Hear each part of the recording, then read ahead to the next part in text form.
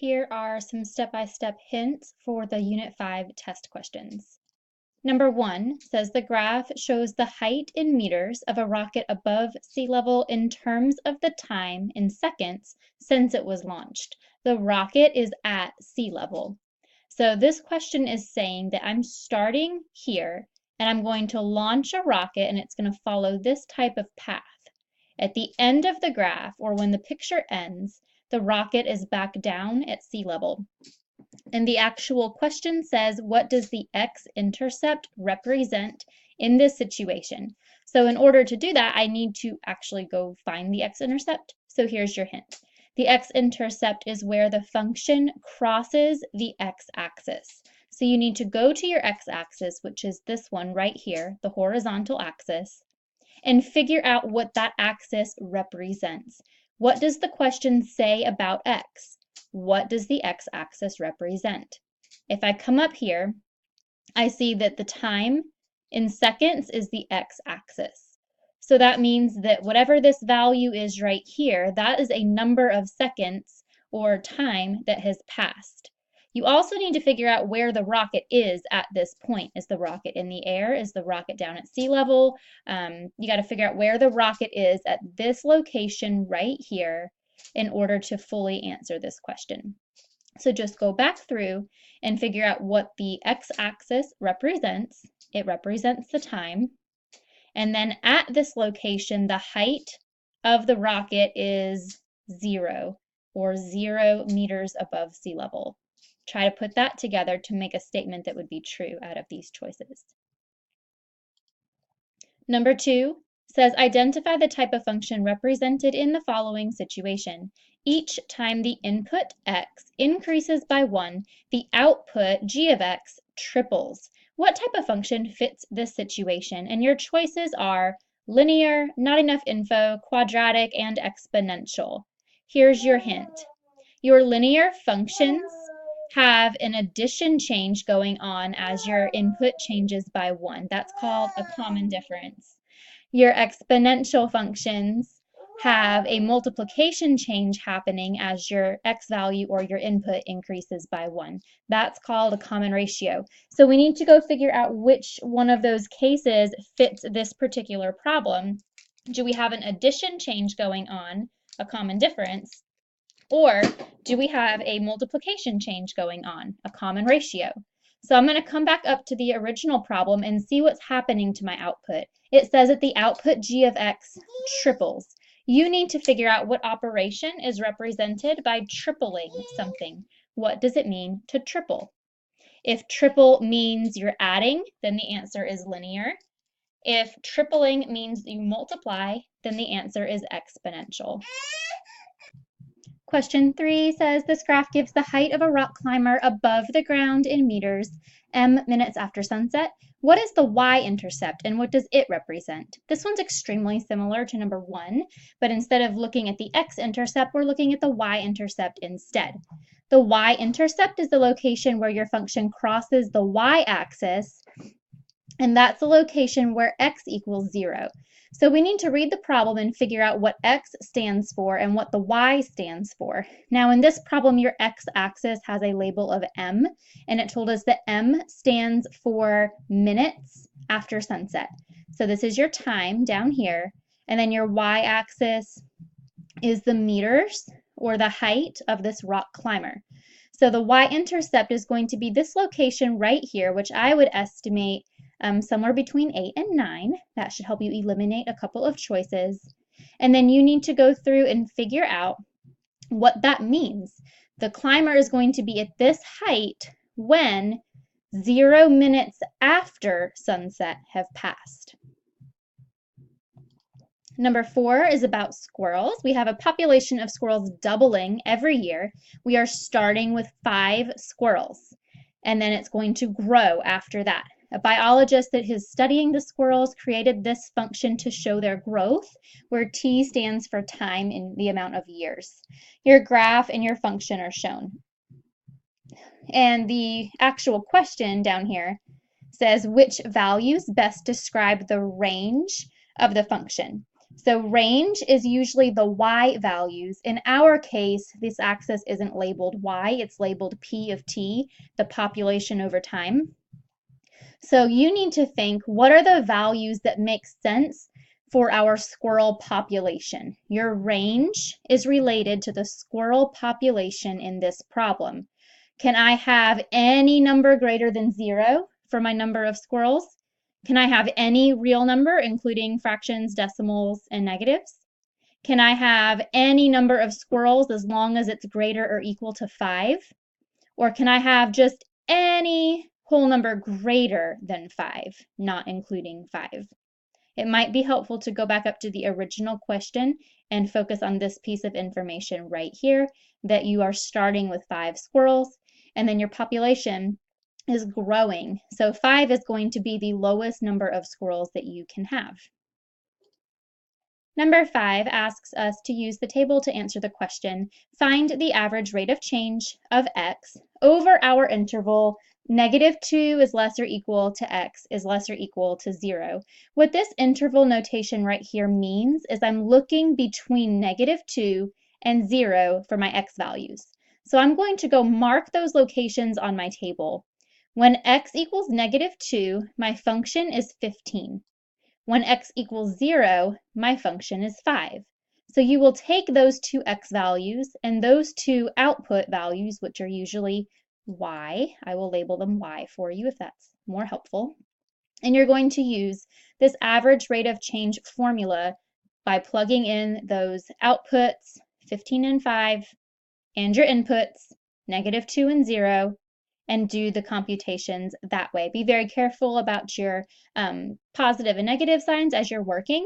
If you want to check if your final answer should be negative or positive, just take a look at what's happening in the table.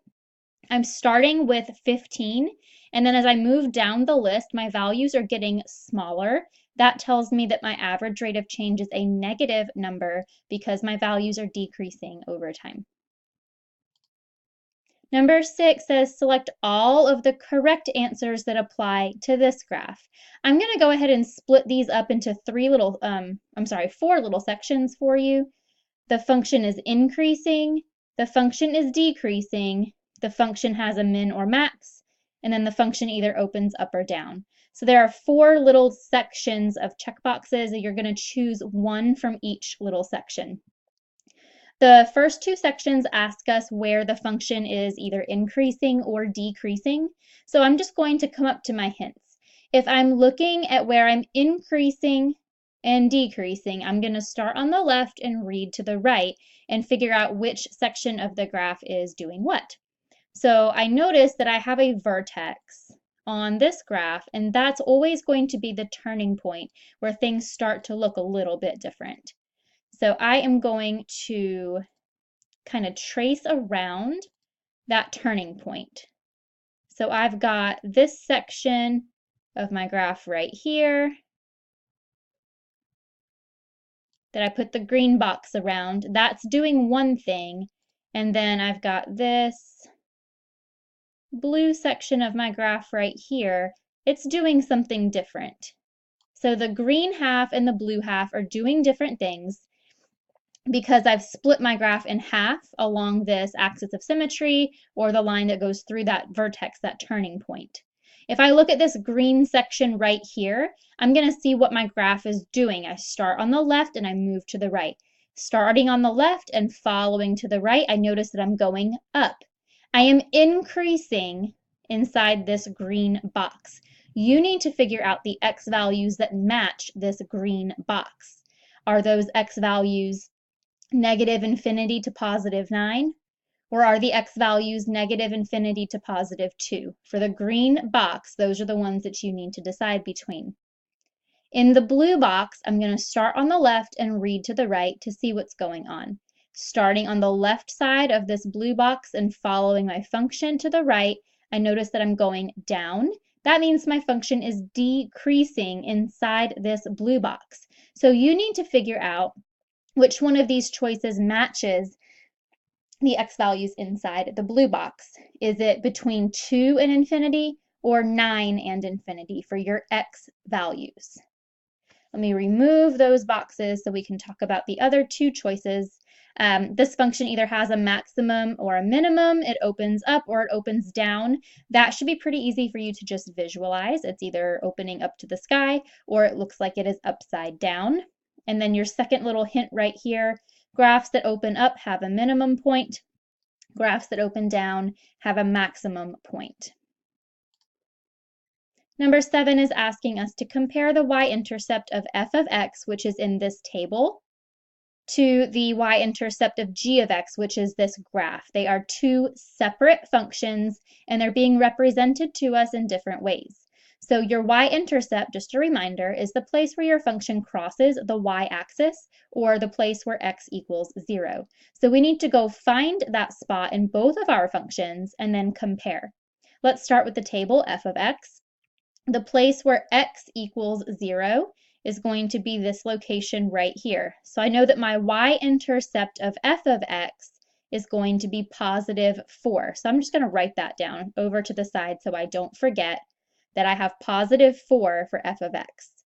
Now let's go find the y-intercept of g of x, the graph.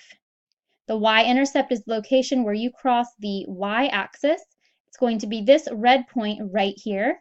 And if you were to label it, you would see that that is -3. So I've got my two y-intercepts. Now we just need to compare by choosing one of these options right here in the bubbles. Is 4 less than -3, greater than -3, equal to -3, or do we not have enough information to tell? Question 8 says which statement is true about the graphs of exponential functions? And I snipped something right here from our test review. This is something that we did cover in the test review about the speed at which different functions grow. So we saw right here that quadratic is going to be faster than linear.